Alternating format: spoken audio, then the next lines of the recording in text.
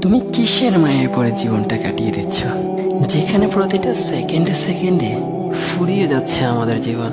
অন্তিম মুহূর্তটা আস্তে আস্তে কাছে চলে আসছে, অথচ মৃত্যু যে আমাদের জন্য অবধারিত এ ব্যাপারে কোনো সন্দেহ নেই, সন্দেহর অবকাশও নেই।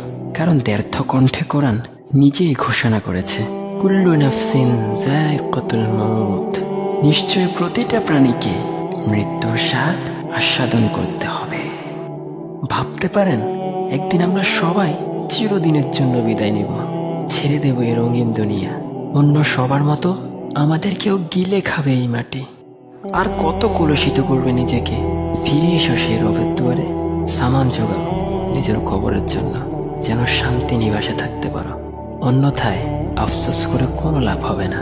তাই জীবনের শেষ সময় আসার আগে প্রস্তুতি নাও।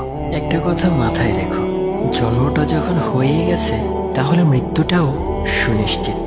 আর জন্ম নিলে মৃত্যুবরণ করতেই হবে, এটাই রবের বিধান।